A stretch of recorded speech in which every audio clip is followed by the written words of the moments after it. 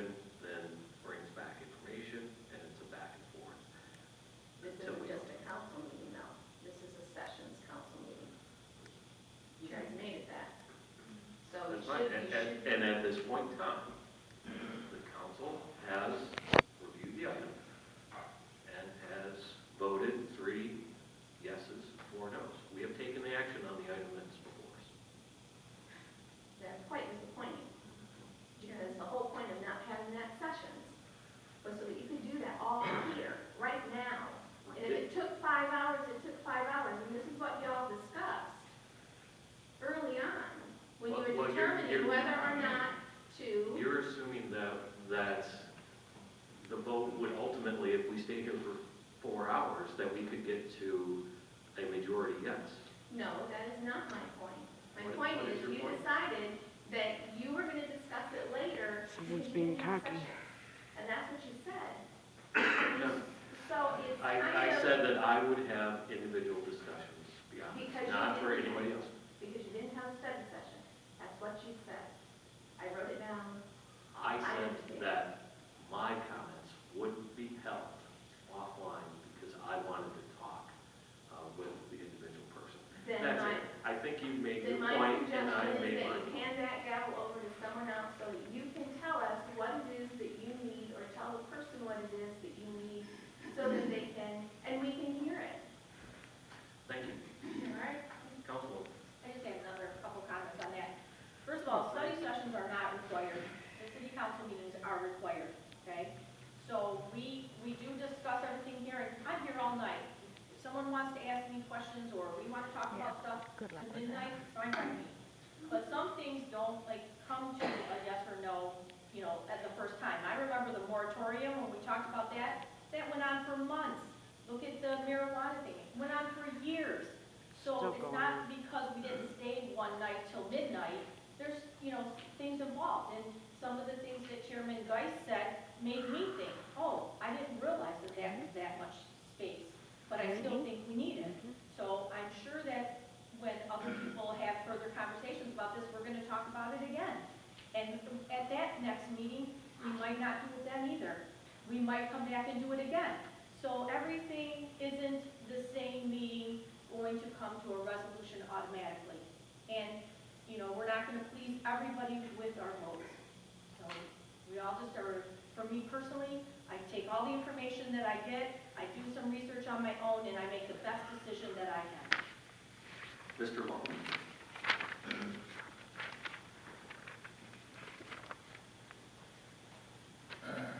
As a resident and taxpayer of this city, I can't stop attending these meetings because our community needs to know and understand the ramification of that no vote that just took place. But before I do that, I want everyone to know that I emailed the city council multiple times with concerns and talking points, asking them to reach out to me. And I do want to thank you because all with the exception of Councilwoman Rose did respond, and I appreciate the time that you put into this, regardless of how I care about the Mr. Long, if I could, calling out an individual council member, I wish that you wouldn't have done that. Well, I apologize, but I want our residents to know that you did respond, and I do appreciate that very much. So it was to let the people know that you did respond. So obviously you've taken a vote tonight, and we talked about the flooding in the backyards that will continue. The fact that the city of Taylor will lose over $100,000 a year minimum of the property taxes that would have been captured by doing a project at this property. Instead of having one of the most beautiful properties on Telegraph, we'll continue to have the blight that's been there for 8 years and will continue. Instead of having Taylor residents having additional sorely needed storage and RV storage, they will have to continue to go to another city to find options for their storage. I spoke with council that said they were council people that were concerned about the legal precedent. Your own legal counsel advised you that this does not open the door for others to come here under wanting I-1 or I-2 for marijuana, yet you still do not even believe that your own counsel telling you that it doesn't open that door. And while you may be afraid of a lawsuit that's coming from people that want to sell marijuana, you're not worried about the lawsuit that's staring you in the face, which is from the seller whose property you have basically now deemed worthless, this $1 million property. No zoning has been approved, not just I-1, other zoning that has come through has not been approved. Now we know in addition to that it's contaminated. We know that it's going to continue on, as blight for years to come, because we can't get zoning through. The buyers did everything right. They went through all the proper channels. Based on the council's approval, they spent well over $100,000. This is just wrong. To turn down a $20 million project at a contaminated site that will be blight and fix all of our issues, it just doesn't make any sense to me. And I want to just share that I will be at each meeting reminding our residents of the pros and cons of this project and the ramifications of that vote. And unfortunately now, while this project may come to an end, who knows how long we're going to continue on. You asked earlier, Mr. Councilman Ramon, in regards to what other property could go here. I've shared with you that 10 projects I have brought to the city, none of which could even get past Laura Fell, who I respect greatly, and she just didn't want to waste anybody's time and wouldn't get through planning. I asked all of you, give me one project that you would want to see there. This is textbook storage. It's 12 acres, a quarter-mile deep. Tell me one project you want to see there, and I will do my best to bring it. I have not found one. And I've been doing this for 23 years, and the previous realtor didn't find one either. I want to help, but I don't know what to do with this site. And I've never been able to say that before. And I just want to say that it's very disappointing that even after legal counsel, that we still came up with the no votes. Is there any further open business from the audience?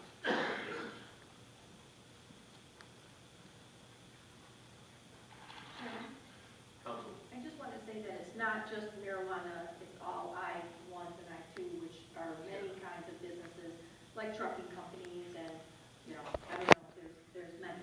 So it's not just picking on marijuana. I just believe that that we shouldn't have I-1s on program. Councilwoman Winton.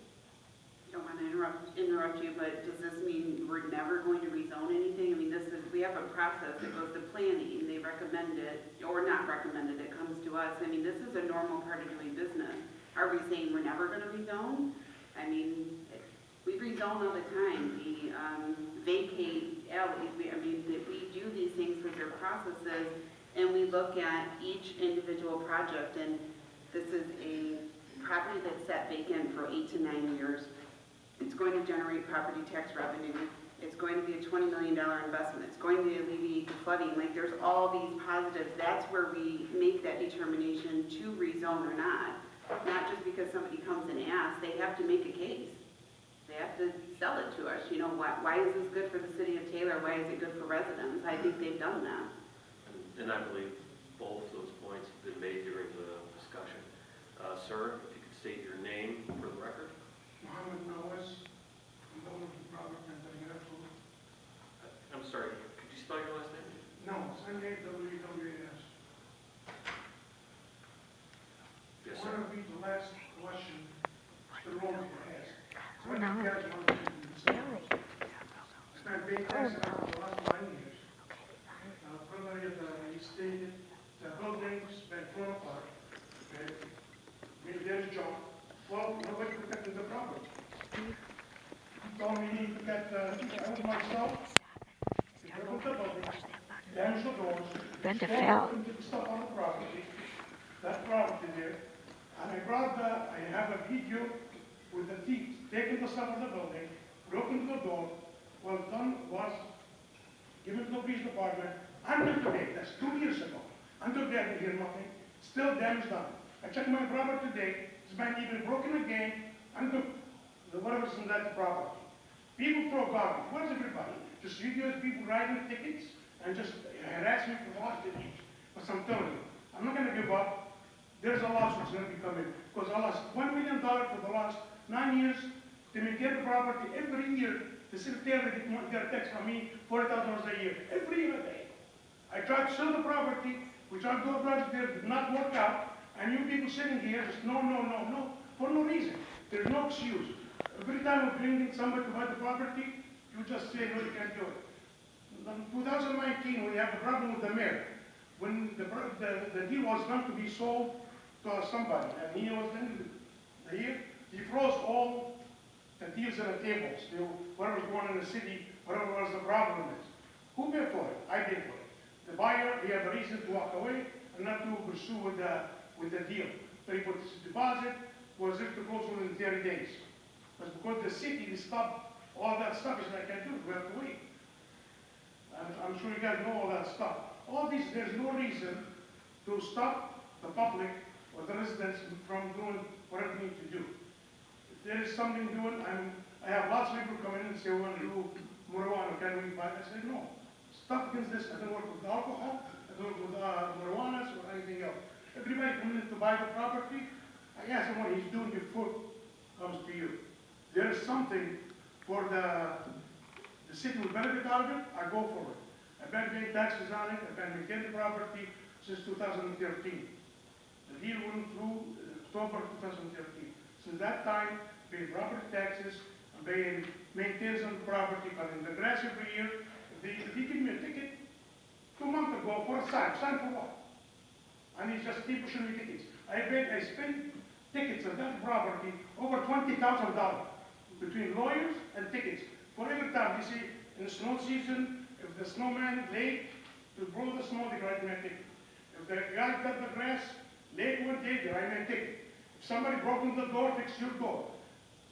What am I going to continue doing? Tell me. And the brother said the building falling apart. What's going to fall apart? Because there's nobody, every time we got to do something in that property, you guys say, no, I don't know what you guys want. Somebody inside, he needs that property, let me know, I'll give it to him. There's somebody in the city, browsing somebody, and you want to give him the property, let me know, I'll give it to him. Because every time we bring this to do something in the city, he said, no. The councilman, he said to the lady, there's no way to come back and ask to bring back, Sir, if I could ask you, you've gone about 30 seconds over. I do have a question. What was your original intent for the property? what is it? What was your original intent when you bought the property?